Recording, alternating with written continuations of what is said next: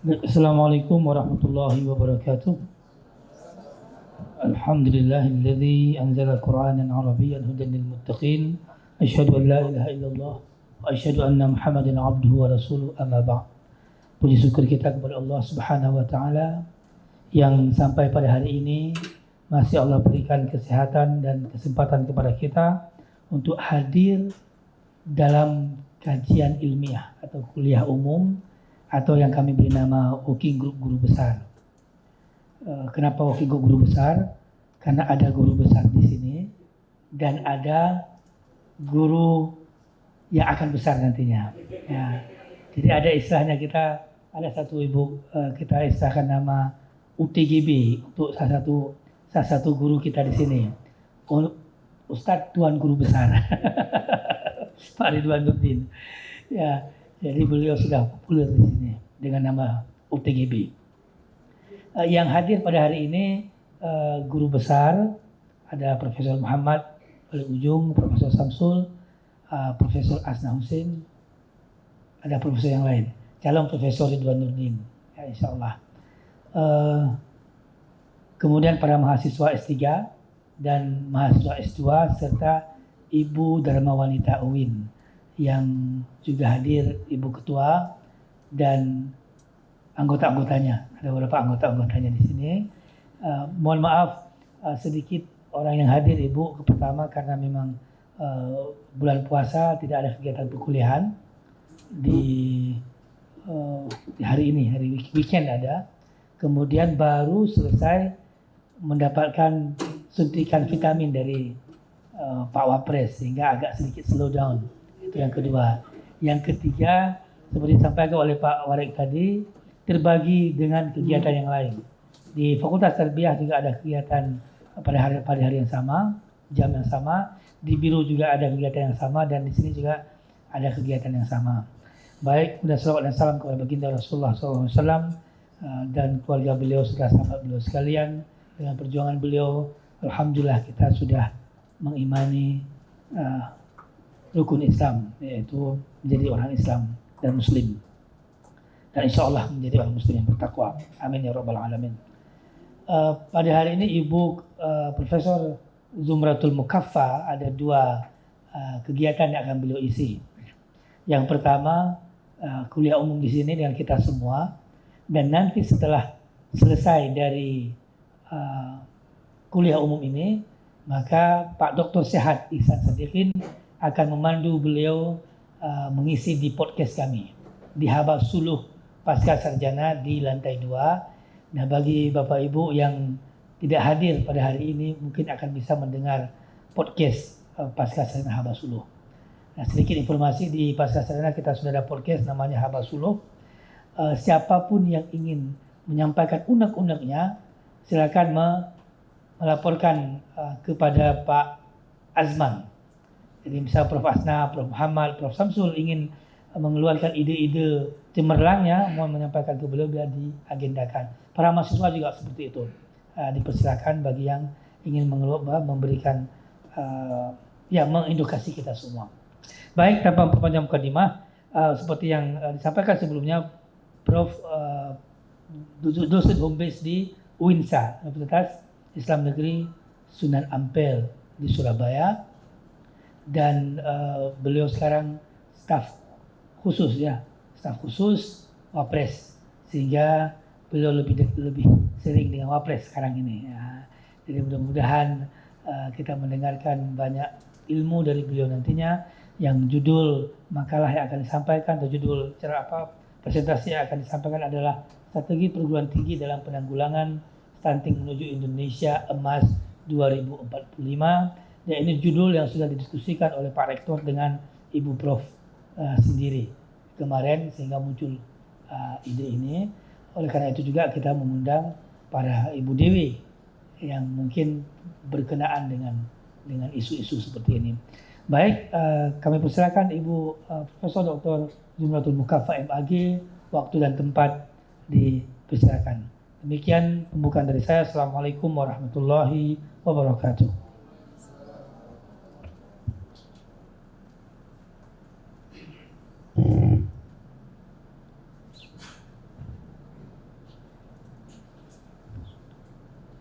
Assalamualaikum warahmatullahi wabarakatuh. Hamda wa syukranillah, salatu wassalaman ala rasulillah, la haula wa la quwata illa billah. Amma ba'du.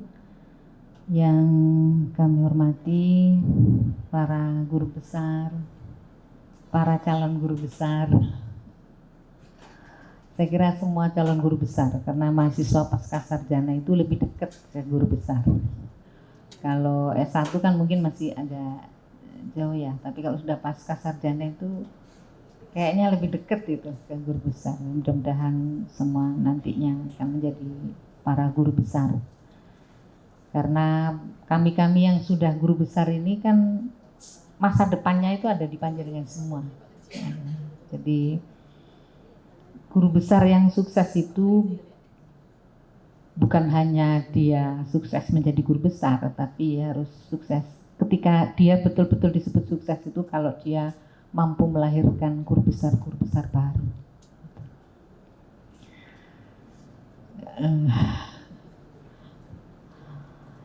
Jadi makanya saya itu tukang obrak-obrak teman-teman, menyemangati, obrak-obrak ya, pokoknya dorong-dorong kalau apa yang bisa dibantu kita support teman-teman supaya, karena kita juga sampai pada titik ini juga tidak sendiri, ya kan? Semua pasti berkolaborasi karena kebaikan orang-orang di sekitar kita, karena peran orang-orang di sekitar kita. Saya meyakini semua yang hadir insya Allah nanti juga akan guru besar. Nah, ini bulan Ramadan ya, harus dikejar. Baik, Bapak Ibu, yang pertama saya minta maaf kalau misalnya apa yang saya sampaikan nanti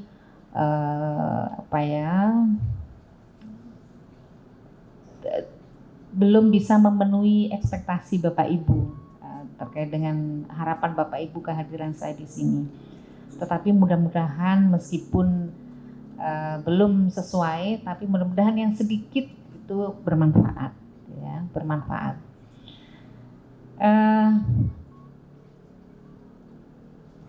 Keputusan untuk iya ke sini itu memang baru, kan kita kemarin sampai sini.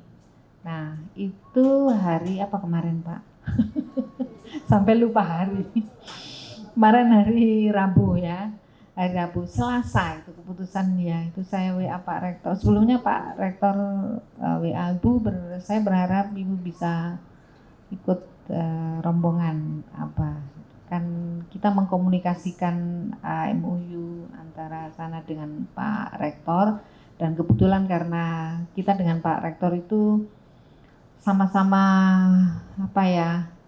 sama-sama seperjuangan. Nah, perjuangan di mana? Alih status IAIN ke UIN.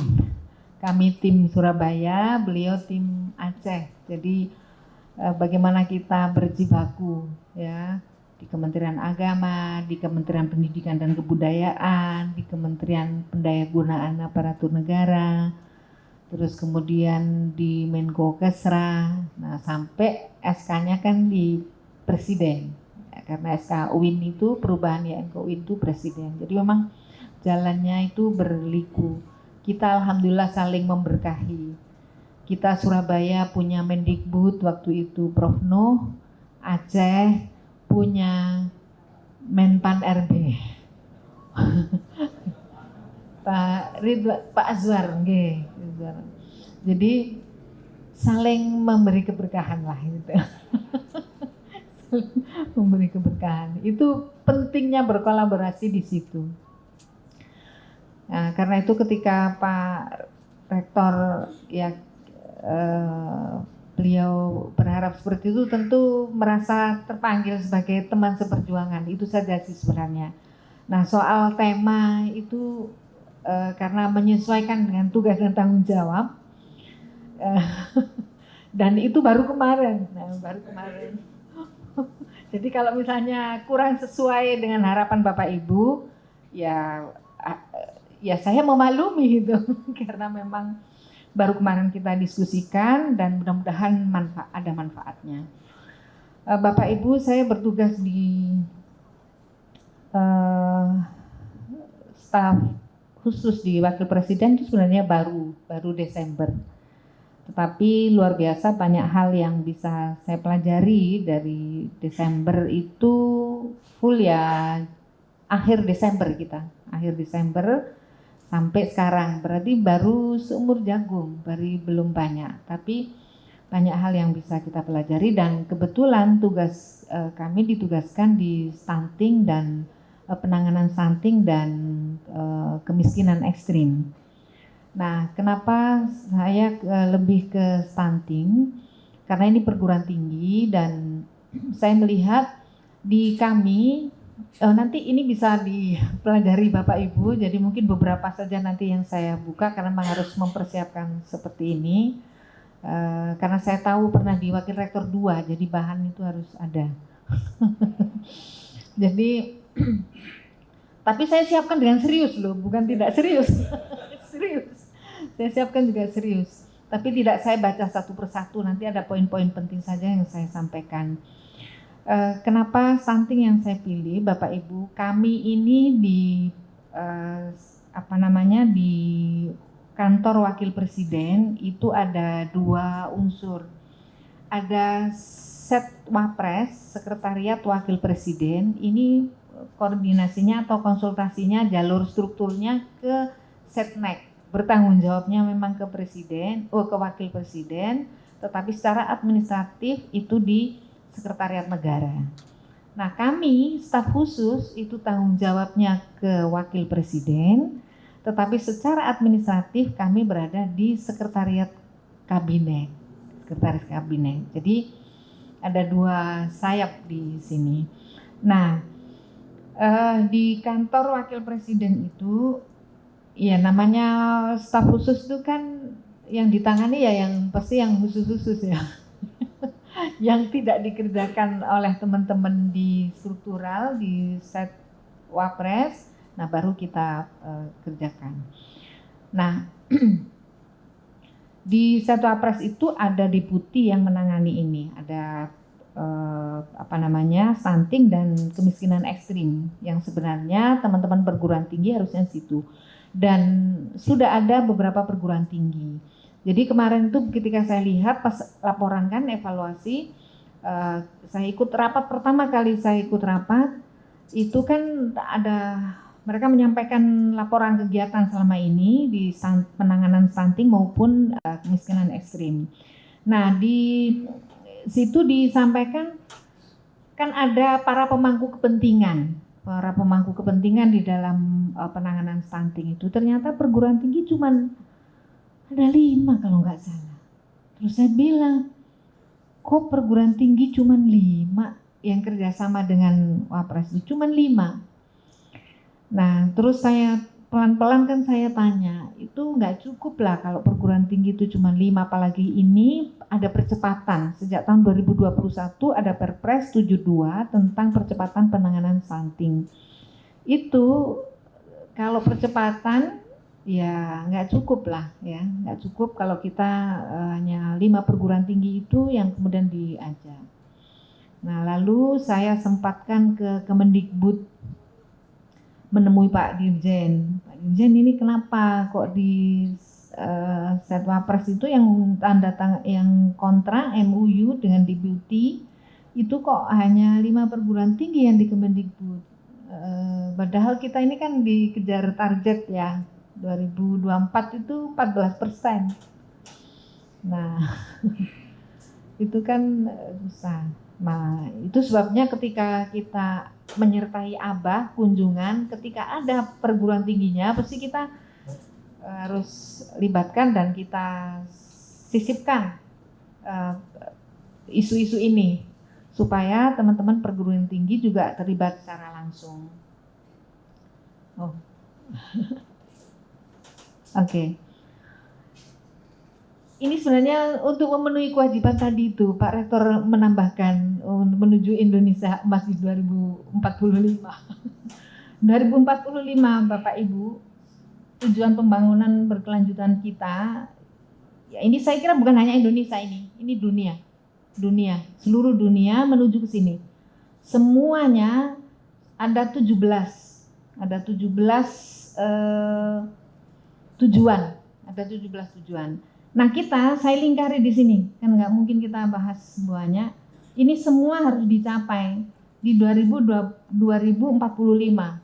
Kita akan mengalami keemasan jika kita mencapai semua target yang sudah dicanangkan. Dan kita untuk stunting itu posisinya di sini, di 2. Apa 2 itu? Tanpa kelaparan. Kok stunting judulnya tanpa kelaparan? Jadi tidak salah kalau tadi Pak Wakil Rektor dalam pengantarnya itu ya menyampaikan betapa kebiasaan kita, tradisi kita, bukan hanya di Aceh, kita di Surabaya juga sama. Waktu kecil itu masih ingat kalau mau makan ikan itu ngaji belum pinter makan ikan. Jadi harus pinter dulu baru dikasih ikan. Ya kita tidak tahu apa situasi orang tua pada saat itu, yang tahu bahwa kalau saya boleh makan ikan kalau ngajinya sudah pinter. Ngaji itu baca Al-Quran itu. Masih kecil, kalau kita masih kecil baca Al-Quran, baca kitab kuning, ya. Nah itu kalau sudah pinter itu baru boleh makan ikan itu, makan ikan dulu. Saya kira sama lah, banyak tradisi-tradisi yang kita temui. Padahal kita deket laut ya, padahal deket laut itu. Baik. Kita posisinya di sini Bapak Ibu, nanti yang akan kita diskusikan posisinya di sini di tujuan yang kedua. Kalau misalnya ini yang pertama itu tanpa kemiskinan, tanpa kelaparan, terus ini sehat, jadi nggak boleh sakit, semuanya sehat dan seterusnya sampai 17. Singkat-singkat saja. Nah posisi kita secara internasional ya, kita posisinya di 82 dari 163 negara. Jadi ya bagus lah, tapi ya nggak bagus-bagus banget. 82 dari 163. Nah, nilainya kita masih di sini. 69,2. Angka kita. Targetnya kan 100. Tapi kita masih 69,2. Tapi ini bukan target 2024. Ini kan tujuan berkelanjutan sampai 2045. Jadi berlanjut. Oke.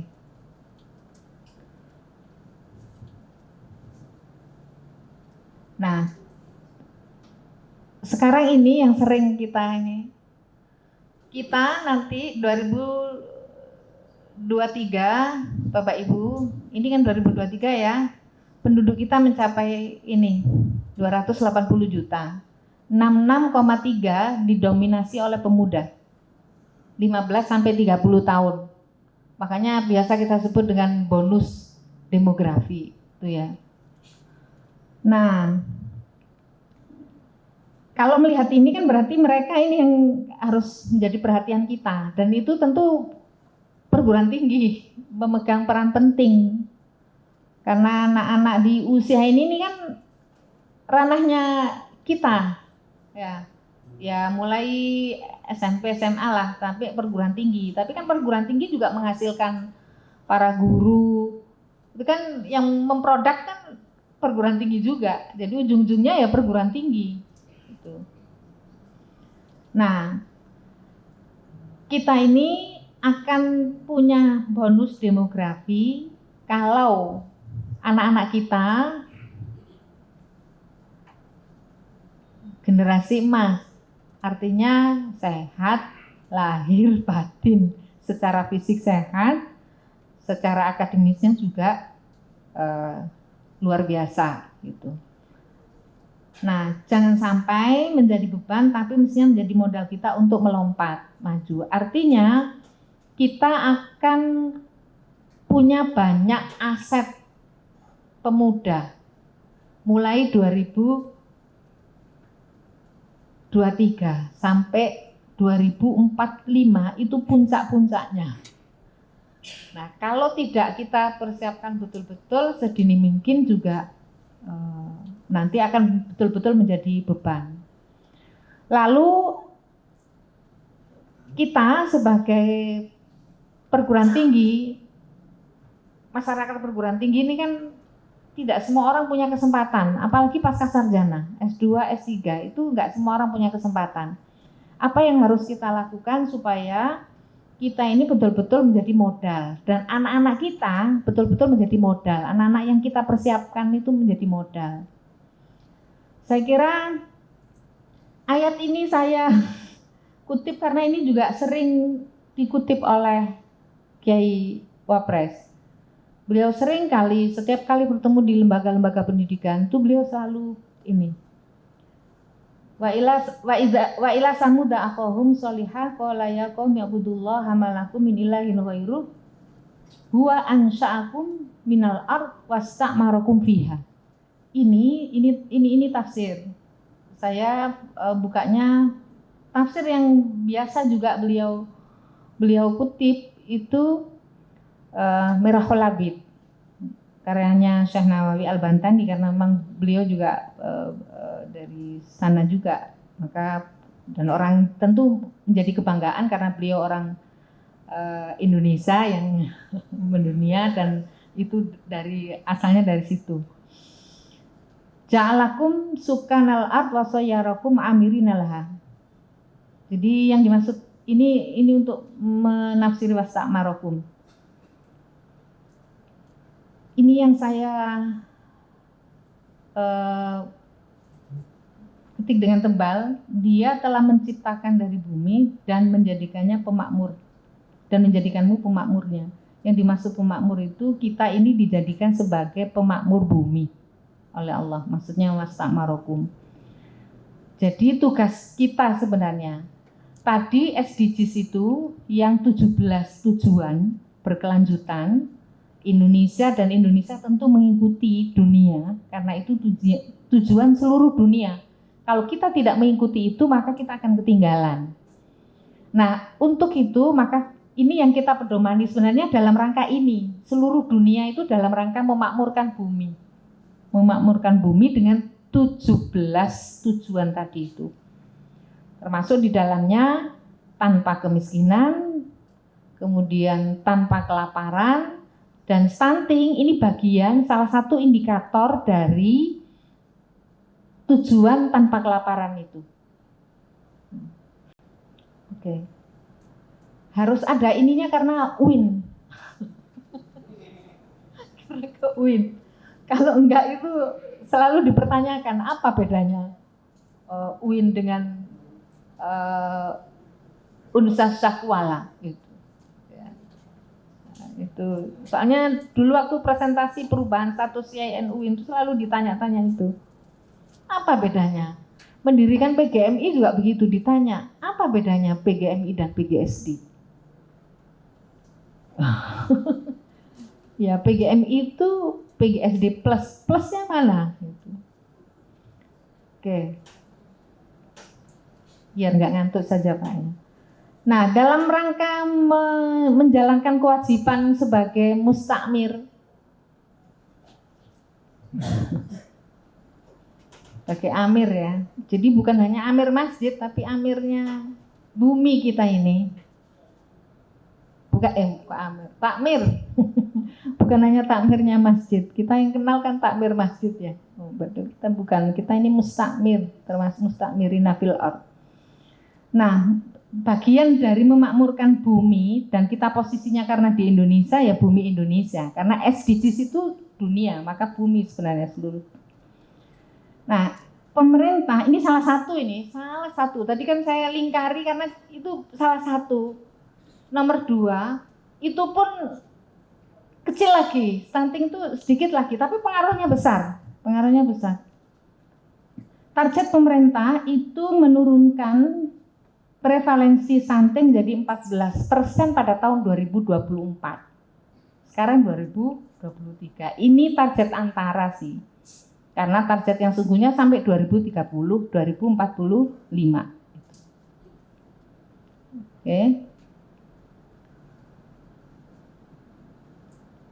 Oke, kita lihat angka stunting nasional. Ini tentu berdasarkan surveinya di 2022 ya, Bapak Ibu, karena kita posisi sekarang masih di 2023. Rata-rata Indonesia di sini sekarang berapa itu? 24,4. Ini 24,4 di tahun 2022. Tahun 2021. 2022 sudah turun kita, kemarin 21,4. Jadi dari 24 menjadi 21. 24,4 menjadi 21,4. Ini Indonesia. Rata-rata. Dari keseluruhan provinsi yang ada di Indonesia. Aceh posisi di sini. Ranking ke 1, 2, 3, 4, 5. 5 ini bukan yang paling sedikit, paling banyak. Paling banyak. Jadi 2021 itu Aceh 33,2, kemudian 2022 31,2. Ada penurunan. Ya, ada penurunan.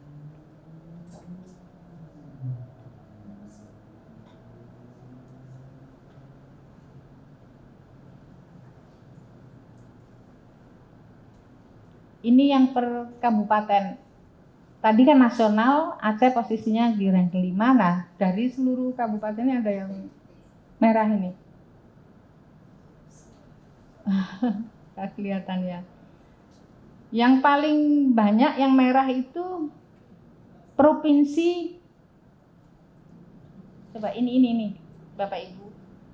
Jadi kota yang paling banyak Subulus Salam 47,9%, lalu Aceh Utara 38,3%, Pidi Jaya 37,8%. Jadi nanti Bapak Ibu perhatiannya harus ke sini, risetnya, pengabdian masyarakatnya. Saya nggak tahu ini kotanya jauh dari ini atau, tapi kota ya, bukan kabupaten loh padahal. Kalau kota itu kan sebenarnya, oh begitu ya. Kota Subulus Salam. Gitu, oke. Ya, yang paling tahu Bapak Ibu, tapi ini tanggung jawab Bapak Ibu. Nah, nanti kalau ditanya sama Allah ketika dihisab, kita sudah sampaikan. Ya, jadi tanggung jawab ini tidak hanya tanggung jawab duniawi, saya kira ini tanggung jawab akhirat. Kalau ingat itu kita ya sedih. Oke.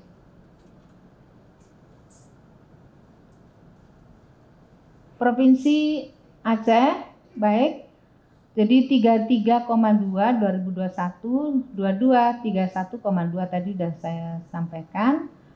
Ada 1,5 poin, artinya ada peningkatan dari upaya yang sudah dilakukan oleh teman-teman Aceh. Bukan tidak ada peningkatan, ada peningkatan. Jadi bukan berarti wah teman-teman ngapain, enggak, ada peningkatan dari upaya yang sudah dilakukan, tetapi memang masih perlu ya. Karena targetnya Aceh untuk 2024 itu adalah 19% dari target nasional 14%. Syukur kalau bisa melampaui target nasional yang 14%. Tapi dari sini dengan berbagai macam kondisi tentu target itu ditetapkan 19% itu dengan melihat kondisi Aceh. Nah, kalau ini tidak tercapai kan ya berarti kegagalan kita semuanya. Ya kita semua, ya, kita semua. Oke. Stunting. Apa sih kok stunting apa yang dimaksud dengan stunting? Stunting gangguan pertumbuhan dan perkembangan anak akibat kekurangan gizi kronis dan infeksi berulang yang ditandai panjang atau tinggi badan. Anak yang pendek itu belum tentu dia stunting, tapi anak stunting sudah pasti pendek. Gitu. Jadi jangan kemudian kayak saya ini stunting Bu, stunting. Tapi kira-kira kalau diperiksa betul, kira-kira iya mungkin ya, karena nggak tinggi saya ini. Kita sama Pak.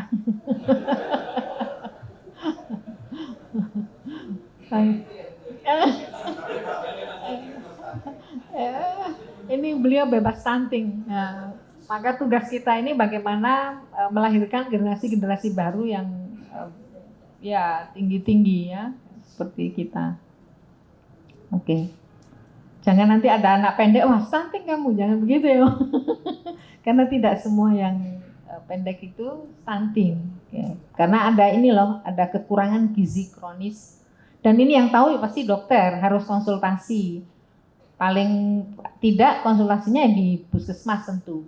Nggak bisa, kita pun juga nggak, saya pun nggak punya ilmunya tentang itu, pasti dengan dokter ya. Dan apalagi kalau ada infeksi berulang-ulang, makanya kesehatan itu menjadi penting, melahirkan anak yang sehat. Anak yang sehat lahir dari ibu yang sehat itu. Nah, jadi maka tidak cukup kalau hanya anak-anak saja, maka sasarannya tidak hanya anak-anak. Karena dampaknya di kesehatan itu ada gagal tumbuh. Gagal tumbuh itu artinya berat lahir rendah. Berat lahir rendah itu berarti timbangannya, kilonya itu berat badan. Kemudian kecil, pendek, kurus, ya. Kemudian hambatan perkembangan kognitif dan motorik. Kan berarti bisa ada masalah, nanti bisa anak-anak yang berkebutuhan khusus itu bisa awalnya berangkatnya karena stunting itu. Nah, saya tuh sedih karena kemarin 2 hari ini saya ditanya, Prof, mana ya ada pesantren yang menerima anak-anak yang berkebutuhan khusus, gitu. Ya kan, sedih kita ini. Kenapa saya punya perhatian Bu? Karena ini kan terkait. Jadi saya tahun berapa itu ya menemukan anak di Surabaya loh padahal. Saya nemukan anak itu karena saya takziah. Nggak jauh dari rumah saya. Orang tuanya guru padahal. Kalau soal kondisi dia itu soal apa ya? Ya ada unsur manusia, ada unsur takdir juga ya. Nggak ada anak yang mau dilahirkan dalam kondisi seperti ini. Tetapi bisa jadi takdir itu ada sebab yang sebenarnya bisa kita hindari. Nah, tapi maksud saya ketika anak ini lahir dengan keterbatasan, itu kan kewajiban orang tua. Nah, padahal orang tuanya ini guru, tapi kok dia tidak mendapatkan hak memperoleh pendidikan yang layak dengan keterbatasannya. Kita takziah, kita tahu bahwa ayah ibunya sudah nggak ada, orang tuanya sudah nggak ada, dia 4 bersaudara, dia anak nomor 2. Saya nggak tega menanyakan pada saat takziah ke bibi bude-budenya, kan sudah sepuh-sepuh. Setelah selesai takziah, kita pergi ke rumah ada sepupunya yang kebetulan juga ngajar di tempat kami, juga ada madrasah, ada sekolah. Datang dia, saya ke rumahnya, ini berapa anak putranya beliau ini 4. Karena bapak ibunya sudah lebih dulu wafat, kemudian ayahnya. Berapa anak? 4. Saya bilang pokoknya jangan sampai tidak sekolah, gitu ya. Yang pertama kelas 1 SMA waktu itu. Yang kedua ya begitu itu Bu, gitu. Yang ketiga kelas 4 SD. Yang paling kecil kelas 1 SD. Oke, sekarang yang begitu itu gimana maksudnya? Nggak sekolah sekarang? Enggak. Dulu kenapa nggak sekolah lagi? Nggak pernah sekolah. Jadi belum pernah memperoleh hak untuk mendapatkan pendidikan. Kenapa? Karena nggih ngoten niku bahasa Jawa. Ngoten niku itu ya begitu itu. Nah ya begitu itu gimana itu tidak dijelaskan. Tapi karena waktu itu buru-buru, sudah gini, sampean cari sekolah, saya cari sekolah untuk dia. Harus sekolah, dia harus sekolah. Umur berapa sekarang? Pokoknya harus sekolah. Ya, udah. Saya cari sekolah, Saya belum tahu kondisinya, pokoknya cari aja sekolah. Begitu sudah ketemu, memang mahal biayanya. Suami gimana? Ya harus disekolahkan. Kalau saya nggak mampu ya saya akan teriak-teriak. Itu. Teriak-teriak masa nggak ada yang dengar teriak-teriak. Oke, ternyata bukan karena anu saja, karena sekolah yang menerima dia itu nggak ada. Ada yang menerima baru satu itu. Itu begitu ketemu, pagi saya jemput ke rumahnya, betul sakit nih kalau naik sepeda. Kenapa? Karena anaknya sudah umur 11 tahun, karena dia selalu gitu katanya. Selalu gerak pokoknya. Ternyata betul, setelah kita ketemu, anak ini kondisinya saya nangis di jalan itu karena begitu saya datang, ada mobil kan dia langsung lari masuk. Itu nggak bisa duduk seperti kita ini, Bu. Jongkok, terus kalau kaget di jalan kan ada mobil bus itu, meong gitu. Saya kasih bawa buah, saya kasih buah, itu dia nggak langsung makan, diciumi dulu. Jadi anak ini berarti tidak sekolah tapi dididik oleh kucing. Bagaimana tidak dididik oleh kucing? Dia bisa menirukan suara kucing, dia duduknya seperti kucing, hanya jongkok, dia makan juga dicium-cium dulu seperti kucing. Yang berdosa kira-kira siapa? Ya pasti saya. Wong di desa situ yang dokter itu baru saya waktu itu. Kalau sekarang sudah banyak. Artinya kan tanggung jawab di mata Allah itu pasti kita. Ibu-ibu juga begitu, para guru besar ini kalau ada anak yang stunting, itu para guru besar itu paling ditanya dulu nanti waktu dihisap itu. Baru yang dokter, yang lektor kepala, lektor. Baru asisten ahli. Katanya asisten aman, ada Pak guru besar. Jadi itu. Ternyata ini persoalan kesehatan kan, karena dia kan anak ini terus diterapi kan di sekolah ini, terapi panjang lah ceritanya, panjang. Dan saya sampai sekarang merasa sebagai orang tua yang masih gagal memberikan hak pendidikan yang ini. Oleh karena itu kita akhirnya banyak mendampingi sekolah-sekolah untuk mau menjadi sekolah inklusif. Jadi sekolah yang menerima anak-anak yang berkebutuhan khusus. Nah sekarang mulai ngobrak-ngobrak pesantren saya. Jadi setiap datang ke pesantren, Bu Nyainya, Pak Yainya, mboten rami anak berkebutuhan khusus gitu. Saya selalu begitu. Untuk memaksa sekolah saya sendiri, padahal yayasan saja ini kan lebih mudah ya. Itu butuh waktu 9 tahun saya mengubah mindset para ibu guru untuk mau menerima anak-anak berkebutuhan khusus itu butuh waktu 9 tahun. 9 tahun itu untuk diterima saja, belum benar-benar baik. Sekarang sudah alhamdulillah lah, ini sudah berapa tahun, berarti sudah 13 tahunan. Sudah ada assessment centernya, sudah jadi anak-anak itu. Nah mereka ini karena terlahir dari ibu yang kurang sehat, waktu hamilnya, waktu ininya. Ini diskusi tentang stunting. Saya seperti trauma gitu, punya putra yang tadi saya ceritakan itu, putra saya yang itu ya, saya ceritakan itu. Dan ternyata ketika pengukuhan guru besar itu saya juga presentasinya di risetnya di sekolah madrasah yang inklusif, memang sengaja. Waktu presentasi saya hadirkan anak-anak berkebutuhan khusus itu, saya hadirkan di forum itu, orang pada nangis semua, audiens. Yang koriknya biasanya kan orang dewasa, saya hadirkan anak-anak itu, anak-anak Nyun Sewu dia tidak bisa melihat, tapi dia hafal Al-Quran.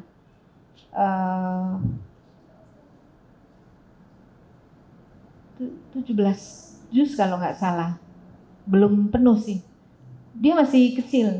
Yang korik itu, terus yang mereka saya hadirkan untuk menyanyi lagu ini, itu mereka semua ada yang tidak bisa mendengar, nggak bisa melihat, nggak punya kaki, nggak punya ini tangan yang sempurna, cuma satu, pokoknya dengan segala ragam kebutuhan khusus. Kita hadirkan di forum itu waktu pengukuhan guru besar. Nah terus saya datangkan semua teman-teman mulai SD, SMP, SMA, sampai pondok pesantren, sampai perguruan tinggi, dosen-dosen saya hadirkan di forum itu, sampai Ibu Wapres kita hadirkan juga.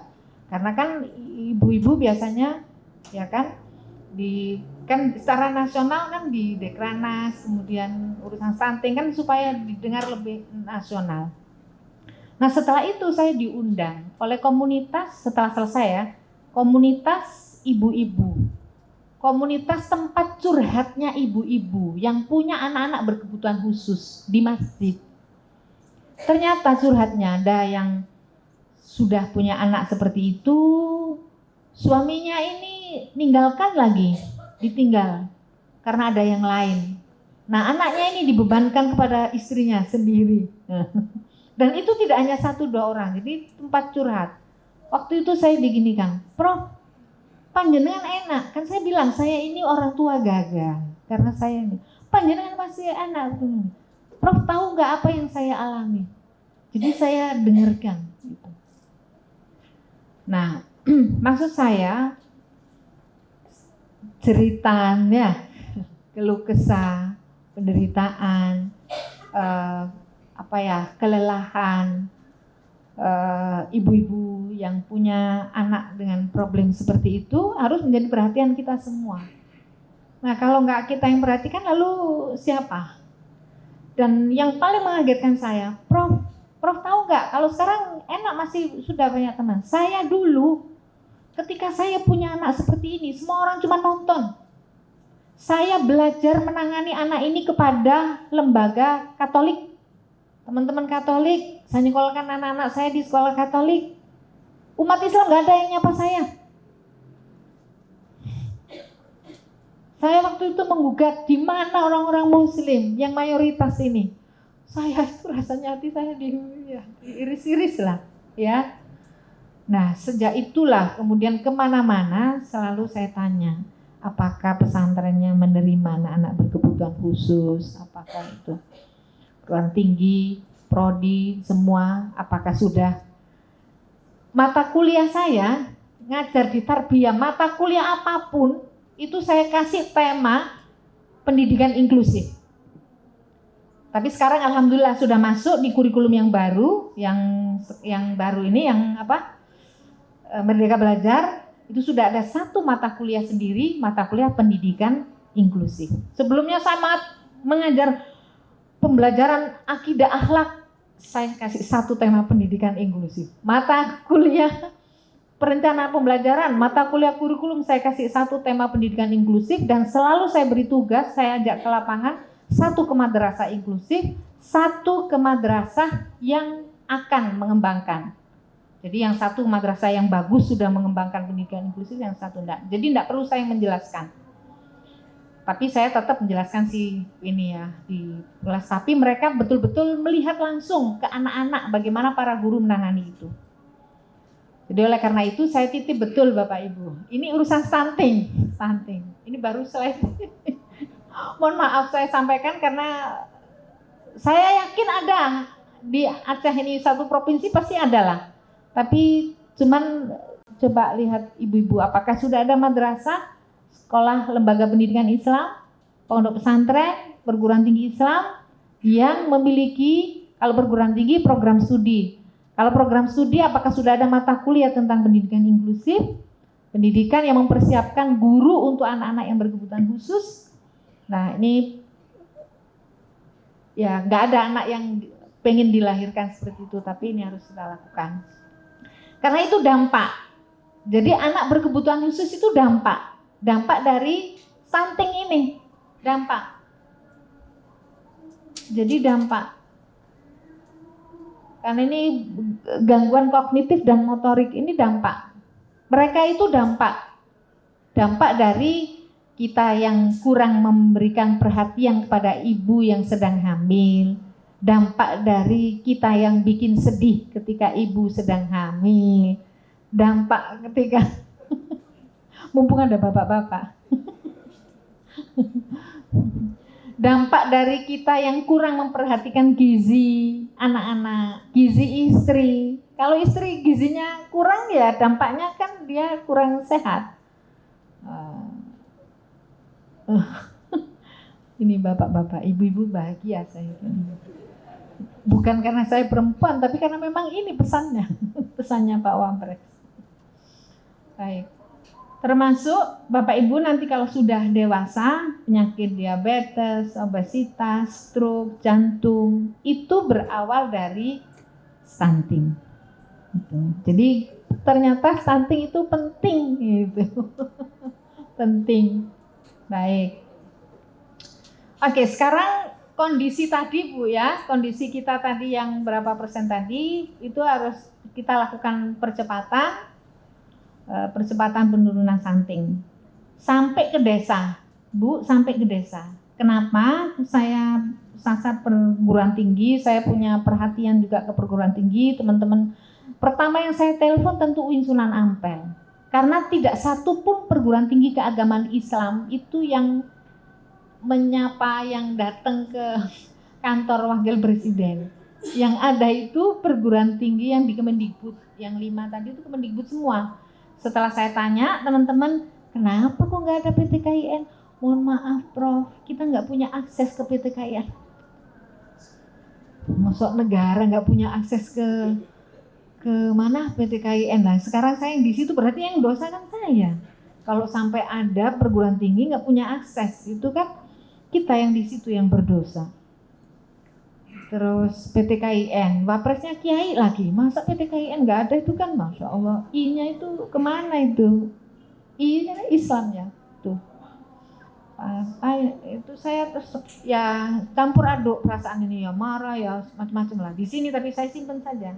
Ini datang ke sini langsung saya iyakan apa yang disampaikan Pak Rektor itu karena sudah memendam kemarahan.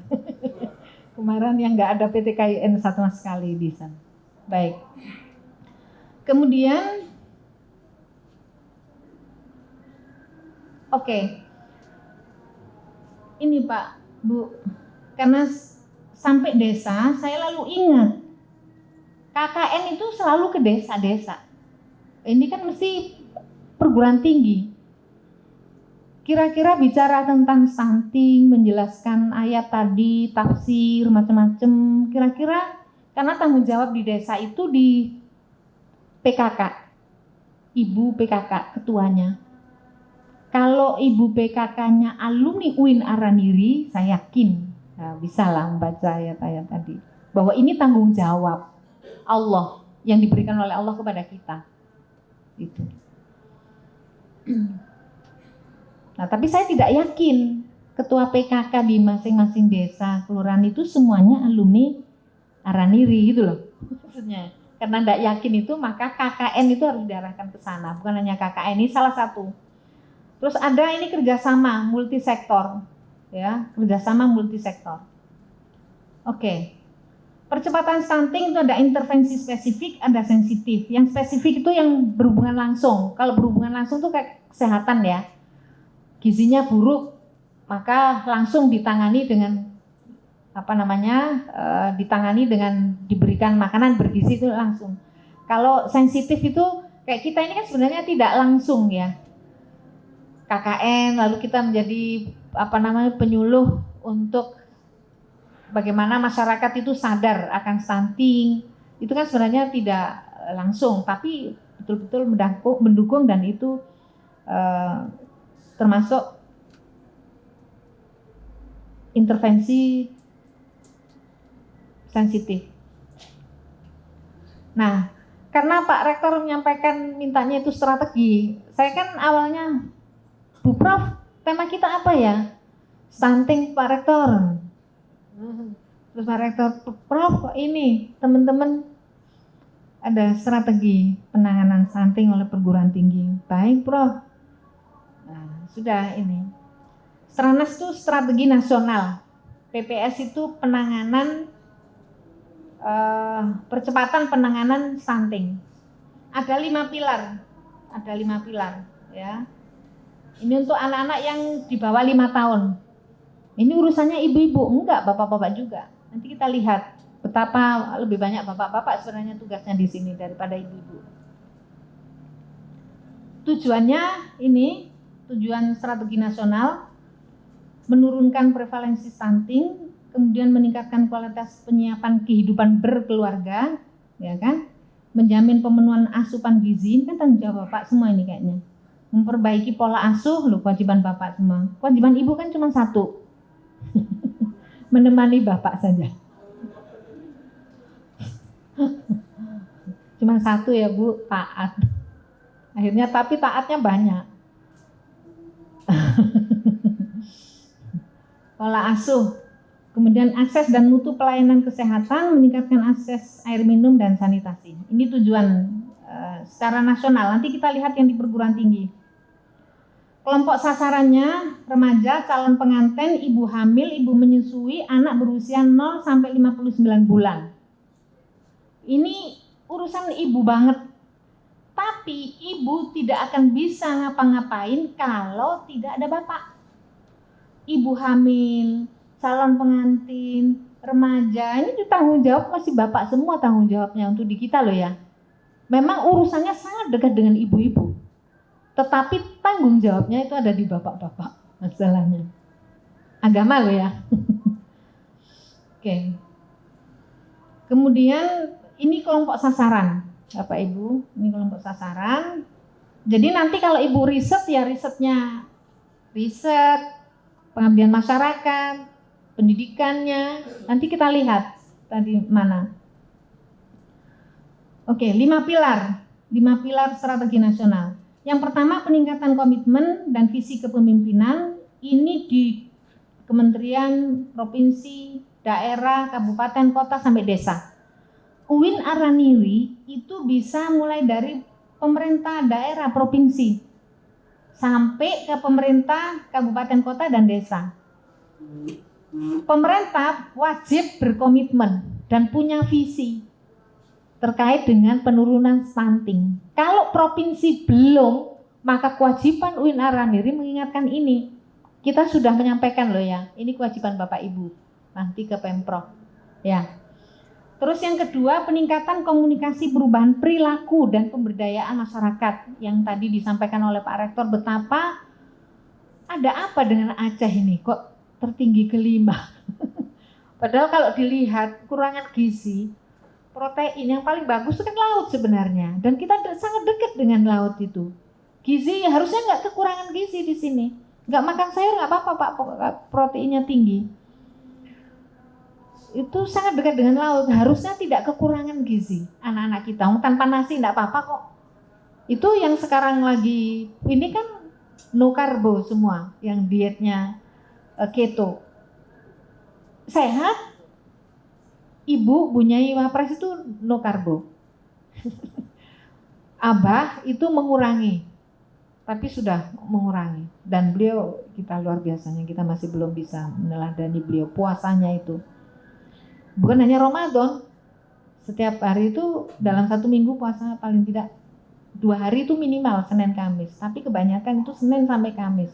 Jadi sering kunjungan itu, panas-panas itu beliau kunjungan, selesai beliau istirahat, kita makan-makan, beliau puasa. Akhirnya lama-lama malu kita ikut-ikutan puasa dikit-dikit ya. Ikut-ikutan. Itu konsumsi yang paling bagus ikan. Jadi padahal kita ikan kan dekat ya tuh dengan laut. Saya kira harusnya ya. Oke, kemudian yang ketiga ini soal perilaku masyarakat. Jadi kalau punya tangkapan ikan, itu yang bagus-bagus dijual. Itu saya itu rumah saya juga dekat dengan tambak Bu. Orang tua ya ada tambak, petani tambak. Kan berarti dekat dengan laut juga. Jadi udang itu yang bagus-bagus kualitasnya itu pasti dijual. Nah yang kita itu yang busuk-busuk. Kalau ada sisa-sisa gitu. Ini kan soal perilaku. Karena menganggap ini tidak penting. Lebih penting ada uang bisa dibelikan macam-macam. Lupa bahwa anak itu adalah investasi yang terbaik itu ya anak solihah. Solih itu ya solih agamanya, ibadahnya, solih ilmunya, solih amalnya, solih rizkinya. Kan kategori solih itu bukan hanya dia sholat dan ini, tapi sampai soleh ilmu, soleh amal, soleh rizkinya. Karena kalau soleh rizkinya itu dia bisa lebih berbuat banyak kepada masyarakat banyak. Kemudian yang terakhir keempat peningkatan kesehatan pangan dan gizi. Kemudian kelima, penguatan sistem data dan informasi. Yang saya garis tebal ini tanggung jawab perguruan tinggi sangat besar di sini. Ada perubahan perilaku masyarakat, peningkatan dan pemberdayaan masyarakat, lalu ini riset dan inovasi. Ini pasti perguruan tinggi, kalau nggak perguruan tinggi nggak mungkin bisa melakukan ini. Maka yang saya tebeli ini wajib bagi perguruan tinggi. Ini wajib bola doh. Wajib ain, saking beratnya wajibnya itu nggak ada ya, masa wajib najis bola doh. Kalau najis bola doh. Kalau wajib apa yang wajib yang sangat berat itu. Itu dua ini. Nah yang 1, 3 dan 4 saya kira sunnah muakkad lah ya. Sunnah muakkad. Tapi fardu kifayah, kalau nggak ada yang melakukan ya jadi fardu. Oke. Kemudian kegiatan prioritas, ini penyediaan data berisiko stunting, berarti kita bisa mendampingi masyarakat, bisa melakukan riset untuk riset yang menghasilkan data tentang keluarga berisiko stunting. Kemudian pendampingan keluarga berisiko stunting, ini berarti kita bisa melakukan pengabdian masyarakat, baik mahasiswa maupun dosen. Pendampingan semua calon pengantin, calon pasangan usia subur, ini juga bisa dilakukan melalui pengabdian masyarakat dosen. Jadi pengabdian masyarakat dosen itu jangan khotbah aja. Tidak, ini juga bagian dari tema pengabdian masyarakat yang harus dilaporkan di BKD supaya BKD-nya halalan thayyibat. Serdosnya. Kemudian surveillance keluarga berisiko stunting, kemudian audit kasus stunting. Oke, itu yang prioritas. Target antaranya tersedianya layanan intervensi spesifik dan intervensi sensitif. Ini Bapak Ibu kegiatan yang bisa dilakukan. Kegiatan yang bisa dilakukan banyak sekali ya. Saya tidak akan baca satu-satu, nanti ibu-ibu bisa baca ini biar banyak. Ini tadi yang saya sebut pemangku kepentingan strategi nasional. Nah ini Bu, akademisi, organisasi profesi, perguruan tinggi, tokoh masyarakat, tokoh agama. Saya yakin kok UIN Ar-Raniri ini semua kebanyakan mayoritas ya semuanya ya akademisi, ya organisasi profesi, karena profesi dosen itu satu profesi, belum lagi profesi yang lain, ya dosen, ya pengusaha, ya konsultan dan lain-lain. Kemudian perguruan tinggi kita, warga perguruan tinggi, tokoh masyarakat, Bapak Ibu sebagai tokoh masyarakat, tokoh agama juga. Nah posisi kita ini banyak, berarti kewajiban kita ini murakkab. Double-double, tanggung jawabnya double-double Bapak Ibu. Oke, kemudian ini amanatnya Pak Rektor, strategi penanganan stunting di perguruan tinggi. Pertama kita, ini sebenarnya siklus ya, karena saya kelamaan pokoknya ini aja. Kita lakukan analisis. Perguruan tinggi itu pastilah wajib melakukan analisis awal. Itu ada tracer study. Biar bukan hanya pas mau akreditasi saja. Biasanya kan kita mau kelabakan tuh kalau mau akreditasi, mana tracer study. Padahal ini kan harusnya rutin. Jadi ini manfaatnya kok sampai stunting, kok sampai sini, ya memang harus sampai ke sini. Nanti kita lihat turunannya, ada tracer study, ada evaluasi kurikulum. Pernah nggak evaluasi kurikulumnya dievaluasi? Kemudian ada analisis kebutuhan, kemudian ada analisis ketercapaian. Ini harus kita lakukan, sebagai perguruan tinggi kita harus lakukan semua ini. Kita kan mesti punya semua dokumen ini Pak, Bu. Mulai akreditasi prodi, akreditasi institusi, terus tadi Bapak Wakil Rektor 2 mau ketemu Bappenas. Saya ingat Allahumma Pak Rektor yang waktu itu Pak Farid. Jadi kita UIN Sunan Ampel itu kan sudah dapat IDB tuh, yang pertama kampus 1 kalau yang pernah ke sana di Ayani. Terus begitu tahap 1 sudah dibangun, belum dibangun, masih diratakan, penandatanganan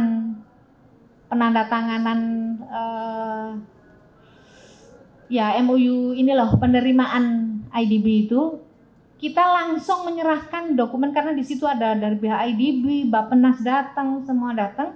Kita manfaatkan sebelum itu kita bikin satu dokumen rencana pembangunan 5 tahun pasca UIN itu, 5 tahun dari waktu kita memimpin waktu itu. Nah, dokumennya ya tidak sekedar semua analisis kebutuhan ini ada di situ pasti. Ini kebutuhannya untuk pembangunan dan lain-lain. Terus kita kan dapat lagi, belum selesai dibangun sudah dapat lagi kita. Dapat lagi, mau IDB juga waktu itu 6 perguruan tinggi, tapi akhirnya dialihkan ke Sukuk. Kan sebentar.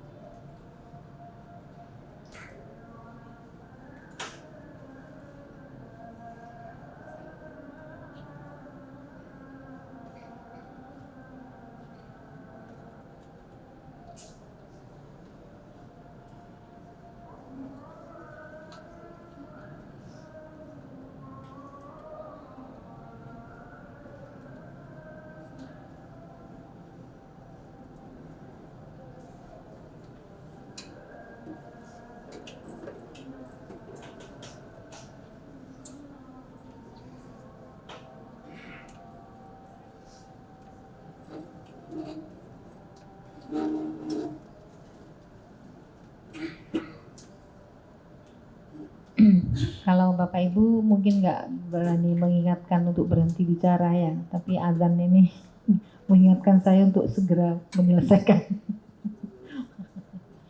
Baik, lanjutkan sedikit. Ini tugas kita, Bapak Ibu, tugas kita di perguruan tinggi. Kalau ini belum ada, ini para kaprodi terutama, dan kalau di level universitas ini tracer study di level universitas. Evaluasi kurikulum ini tentu di bawahnya WR1 kalau tracer study, WR3 koordinasinya WR3, WD3. Kalau evaluasi kurikulum WR1, WD1, kemudian penjaminan mutu, terus kebutuhan ini di dindingnya WR2, WD2 dan semua. Kemudian kalau tercapai ini semuanya, semua leading. Oke, kemudian hasil ini sebenarnya ini tentu riset ya. Ini riset Bapak Ibu, ini riset. Meskipun risetnya mungkin nggak seperti riset disertasi, tapi basisnya riset tentu. Kemudian dari hasil ini kita gunakan untuk perencanaan. Mulai dasarnya perencanaan ya tentu RPJMN, karena ini negeri, sekolah perguruan tinggi ini perguruan tinggi negeri, maka nggak boleh lari dari kenyataan kita sebagai aparatur sipil negara untuk ketika membuat perencanaan harus merujuk pada RPJMN. Kemudian kita turunkan dalam bentuk rencana induk universitas. Tentu di sini ada kearifan lokal ya di universitas. Kemudian rencana strategi bisnis universitas. Ini kan Badan Layanan Umum ya, Aceh. Sudah PTNBH. Oke, kan BLU kan sama dengan, maka kan harus punya RSB, rencana strategi bisnis universitas. Mohon maaf ini kok RSBU ya universitas. Kemudian dari RSB ada arah kebijakan pimpinan universitas. Ini biasanya setiap tahun kita raker, Pak Rektor buat arah kebijakan. 1 tahun ini arahnya ini. Karena ini program pemerintah percepatan stunting, maka stunting harus masuk sini. Kenapa ini saya sebut? Karena stunting itu kan sejak di RPJMN ada. Maka sini kalau oke lah rencana induk universitas misalnya belum masuk karena disusun pada waktu itu misalnya belum ada isu-isu ini. Tapi kan RIU itu seharusnya setiap 5 tahun itu ada review rencana induk universitas. Kemudian rencana strategi bisnis universitas. Ini setiap tahun. Arah kebijakan Pak Rektor juga setiap tahun. Kemudian RKA ini setiap tahun. RSB ini setiap 4 tahun, 5 tahun. Dulu 4 tahun periodisasi rektor, tapi sebenarnya tidak boleh karena kita lembaga pemerintah, kita negeri mengikuti RPJMN 5 tahunan ini. Yang RSBU ini 5 tahunan, kemudian ini setiap tahun, RKA ini setiap tahun. Nah, kemudian semua perencanaan ini kan harus dikomunikasikan itu. Untuk mengkomunikasikan, komunikasi yang pertama itu melalui IKU, kontrak ya kan, rektor dengan BLU, Kemenq, kemudian pelaksana akademik itu dekan pasca sarjana, direktur itu namanya pelaksana akademik. Terus pelaksana administratif itu biro AAK, AUPK itu pelaksana administratif. Kemudian pendukung pelaksana akademik itu mahat, kalau ada mahat, kepala lembaga penelitian, lembaga LP2M, penjaminan mutu, pokoknya lembaga-lembaga. Terus unit pelaksana teknis itu pusat-pusat yang di non lembaga, pusat-pusat yang berdiri sendiri yang tidak di bawah lembaga-lembaga itu namanya unit pelaksana teknis. Nah ini kan punya IKU semua ke atas. Ini ya harus, jadi cara mengkomunikasinya dengan kontrak itu. Kontrak. Kalau enggak jalan. Ini kan perjanjian yang harus dipenuhi. Janji adalah hutang. Pasti ya nanti dihisap. Makanya enggak enak jadi pejabat itu karena hisapnya itu. Oke, kemudian setelah itu diimplementasikan, dilaksanakan. Pelaksanaannya karena kita ini tridharma Bapak Ibu, maka pendidikan, penelitian, pengabdian pasti 3 ini sudah, kuncinya 3 ini. Tapi nanti kita rinci, lihat. Terus ada monitoring, evaluasi, ini capaian IKU. Oke, ini kok stunting sampai ke sini karena ini bicaranya perguruan tinggi.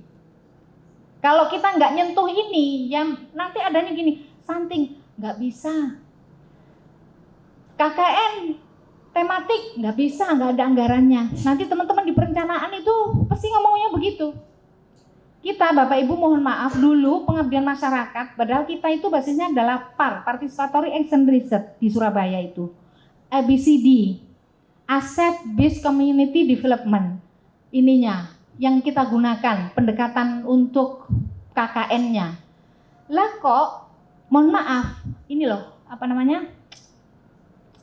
SPPD-nya itu hanya 150.000 per berangkat dosen. Waktu itu, waktu saya jadi dosen, ya saya terima Pak, saya dosen. Kan harus ikhlas. Diberi berapapun ya saya laksanakan waktu sebagai dosen. Saya laksanakan KKN jauh.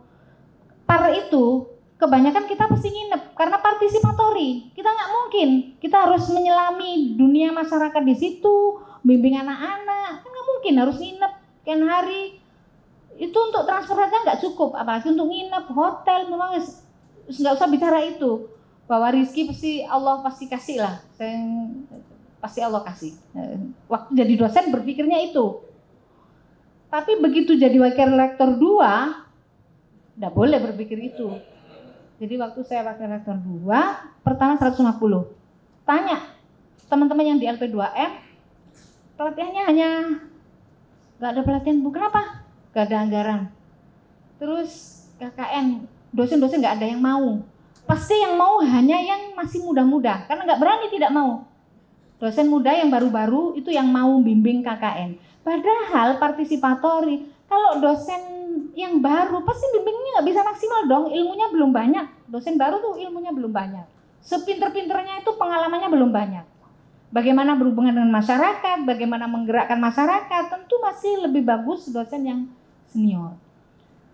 Gak ada yang mau Bu, ya wajar gak ada yang mau, batin saya. Saya waktu itu, saya tahu yang diterima dari saya jadi dosen sampai WR2 tetap tuh 150. Nah terus itu yang saya rubah, saya kumpulin semua, berubah.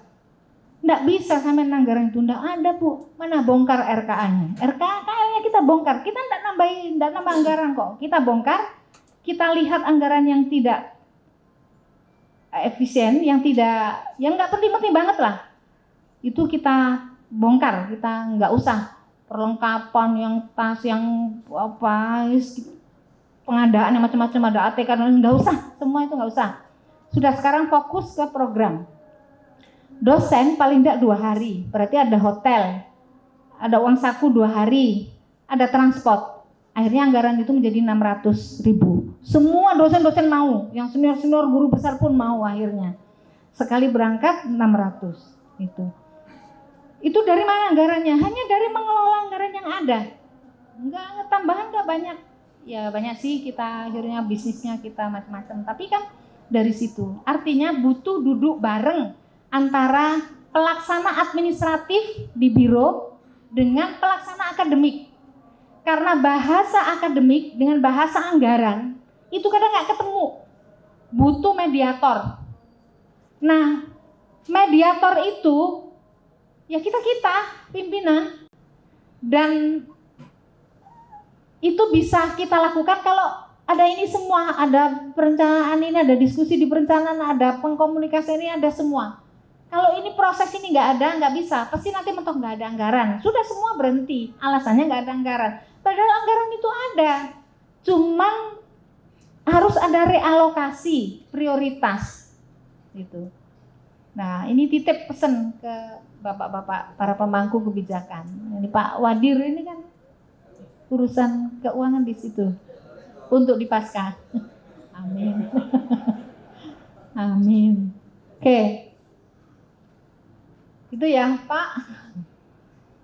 Oh kok sana lagi. Baik, nih coba untuk yang pendidikan, kita di mana posisinya? Kok tadi bisa kita di mana? Pendidikan itu untuk di perencanaan Bapak Ibu ada kurikulum. Kurikulumnya harus muncul, apalagi kan sekarang kurikulum apa namanya? Merdeka Belajar. Itu 20 SKS mahasiswa punya hak-hak loh ini. Haknya mahasiswa, berarti kewajiban kita. Itu kewajiban kita, kalau enggak berdosa kita. Ini mana undang-undang ini ya berdosa kepada Tuhan Yang Maha Esa. Kalau ke Pak Wapres nggak tahu, tapi kalau Tuhan kan tahu apa yang kita lakukan. Oke. 20 SKS itu di luar kampus, di luar prodi, di luar kampus, haknya mahasiswa. Ini bisa kita manfaatkan. Program-program percepatan ini dimanfaatkan untuk membantu pemerintah. Dan ini yang dilakukan sudah perguruan tinggi di bawah Kemendikbud. Nah, yang di bawah Kemenak, ayo bareng-bareng. Karena data yang Kemenak itu di Setwapres belum ada PTKIN sama sekali. Itu makanya saya nangis. Oke, kemudian kalau sudah masuk ke sini, sudah nggak ada lagi bicara anggaran. Ya anggarannya ngikut dari semua program yang kita lakukan, Tridharma. Ya kan, pendidikan pengajaran, kampus itu kewajiban kita dosen, membimbing mahasiswa. Mahasiswa dia magang, dia apa, itu sudah menyatu dengan tugas. Kemudian rencana program karena dia 20 SKS itu di luar kampus, itu bisa ada perusahaan, bisa tempat magang, bisa di masyarakat. Jadi menyatu dengan program kampus. Terus pelaksanaannya itu kan pendidikan di kelas dan laboratorium siswa ya, ada di luar kampus, ada magang. Jadi kita paling tidak 2 dan 3 ini anak-anak bisa kita arahkan ke sana untuk membantu proses percepatan stunting. Dan stunting ini Bu tetap potensial untuk terjadi meskipun sudah kita cepat turunin, karena kelahiran itu kan terus menerus, problem juga terus menerus. Ini kayak apa ya, stunting itu ya tidak bisa pemerintahan ini selesai targetnya selesai, nggak bisa, karena ini sesuatu siklus kehidupan. Stunting ini soal siklus kehidupan, jadi terus menerus, maka kita masukkan ke sini. Jangan sampai kita sedih lagi ketika ada tanya, ada nggak pada pesantren yang menangani ini? Nggak ada, kan sedih banget ya. Terus adanya sekolah-sekolah Katolik yang menerima, nggak apa-apa, itu saudara mereka, anak kita belajar di situ ya nggak apa-apa. Rasulullah dulu juga awal-awal itu ada yang non muslim mengajari menulis para sahabat. Tetapi apa ya, ikhlas panjenengan yang punya tanggung jawab. Kampus ini didirikan bukan hanya untuk meningkatkan intelektual mahasiswa, tapi juga sebagai wahana kita untuk berdakwah. Apa ya, ikhlas panjenengan putra-putrinya dididik. Saya kira enggak lah. Ya. Kita kan malu anak-anak kita, terus diopeni beliau-beliau lebih perhatian terhadap anak-anak kita daripada kita. Kan malu kan? Ya enggak apa-apa, dididik enggak apa-apa, pendidikan enggak apa-apa, agama enggak apa-apa. Tapi kan kita malu sebagai seorang muslim, malu sama Allah lah yang pertama pasti. Kemudian evaluasi. Oke, ini pendidikan ya Pak, bisa kita lakukan. Nanti Bapak Ibu mulai deh RPS-nya, apanya itu sudah mulai perhatian. Anak-anak risetnya dibawa deh suruh ke kelurahan, ke sekolah, ke SD, ke MI, tidak hanya mengajarnya, tetapi soal gizinya anak-anak itu menjadi bagian dari laporan laporan PKL, PPL-nya mahasiswa. Laporan risetnya mahasiswa pasca sarjana. Oke. Terus ini pendidikan, apalagi penelitian. Ya. Mohon maaf, ini yang saya merahin ini sama di pendidikan, yang saya merahin ini yang menjadi tanggung jawab kita, yang wajib ainnya, yang lain wajib kifayah lah. Oke, sekarang yang penelitian. Oke. Ibu, yang saya ijuin, kenapa ini saya ikutkan terus, supaya kita semua itu ingat apa yang kita rencanakan di proses pembelajaran, pendidikan, penelitian maupun pengabdian masyarakat itu basisnya ini, basisnya di sini, ya, yang saya ijuin dan terus saya ikutkan. Terus ini penelitian, pelaksanaan penelitian sampai ini. Coba kita lihat untuk stuntingnya di penelitian. Di perencanaan ini, pendidik, tenaga kependidikan, peserta didik. Sekarang tenaga kependidikan itu fungsional semua loh. Jadi harus ada porsi riset untuk teman-teman. Dan teman-teman dosen bisa kolaborasi itu. Dengan dosen, dengan tenaga kependidikan. Terus ada penelitian kerjasama. Pak, Bu, pemerintah daerah, Pemprov, Pemkab, Pemkot itu wajib membuat rencana anggaran percepatan stunting. Panjenengan ke sana. Tuh loh, datengin Pemprovnya, Pemkotnya, Pemkatnya. Kalau nggak punya duit tuh jangan diem. Gak ada anggaran, diem, jangan. Pergi sana, silaturahmi. Silaturahmi itu nambah rizki. Rizkinya ya itu, tapi silaturahminya jangan hanya diem, tapi bawa proposal. Komunikasi. Itu. Ya. Gitu ya Bapak Ibu. Ke Pemprov itu setiap tahun itu punya anggaran penelitian itu. Jangan-jangan enggak tahu teman-teman sudah biasa akses enggak itu. Jadi harus ke sana. Kita Pemprov, Pemkab, Pemkot itu untuk riset ya, belum anggaran-anggaran lain. Teman-teman UNER itu sudah kerjasama kan dengan Wapres, dengan UNER Surabaya, dengan Deputi yang nangani ini stunting. Jadi ada KKN tematik. KKN tematik, materi tentang stuntingnya, tentang ininya itu dari kita karena ada buku saku tentang stunting, tentang ini dilatih juga dari Wapres. Kemudian pembiayaannya itu bekerja sama dengan Pemprov, Pemkab. Jadi anak-anak yang KKN itu sampai ada yang dibiayai. Jadi mereka nggak biaya sendiri. Ada yang biaya kampus, ada yang mereka dibiayai Pemprov. Jadi ini yang Bapak Ibu lakukan, ya.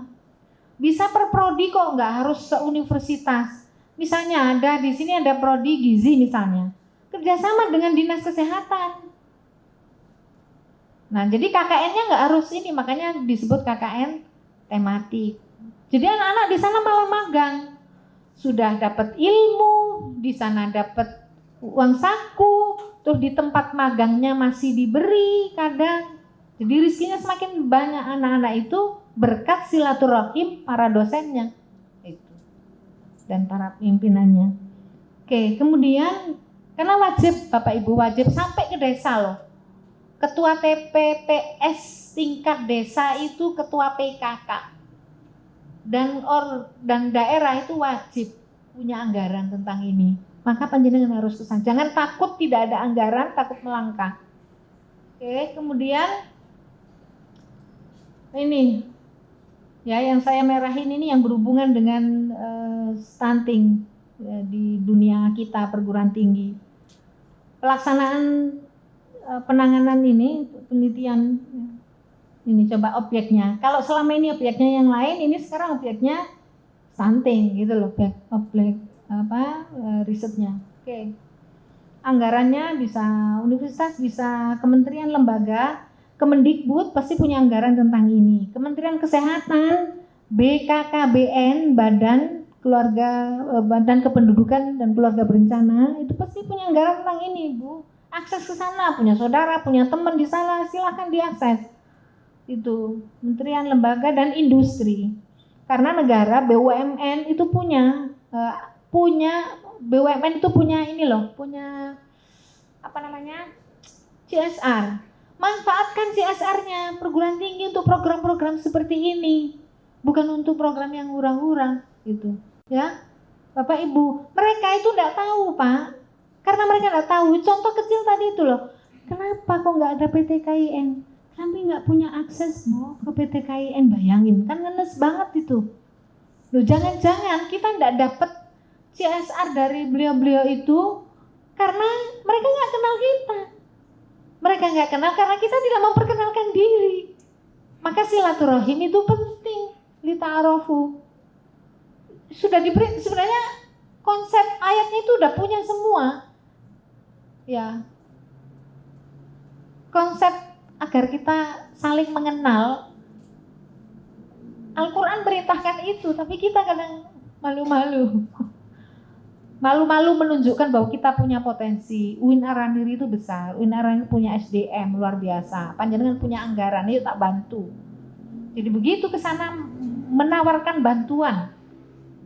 Jadi panjenengan jangan punya mindset proposal itu kayak orang minta-minta. Jangan begitu. Kita ini punya kapasitas. yang tidak dimiliki orang lain. Maka kita bawa proposal ke sana itu menawarkan konsep, menawarkan ide, gagasan yang itu mahal, nggak semua orang punya. Gagasan itu mahal harganya, tak ternilai bahkan.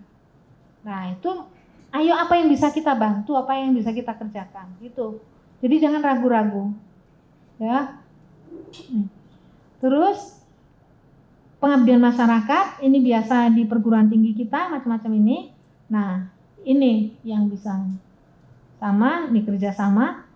Terus pendidikan, kolaborasi. Selama ini mandiri, sekarang kolaborasi. Temanya sudah stunting. Ada kementerian, lembaga, industri kerjasama, sama saya kira dengan penelitian. Hanya kalau penelitian itu kita menggali informasi dari situ untuk mencari solusi. Kalau di MAS kita sudah memberikan sesuatu, mendampingi, mengabdi pada masyarakat.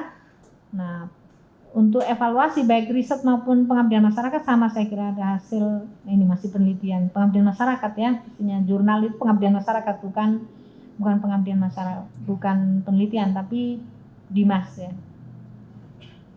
Kalau di sini sudah, nah sini sudah berubah di MAS. Oke, saya kira itu Bapak Ibu, PR kita banyak. Supaya saya nggak pusing sendirian, saya yakin sekarang saya sudah banyak teman untuk pusing.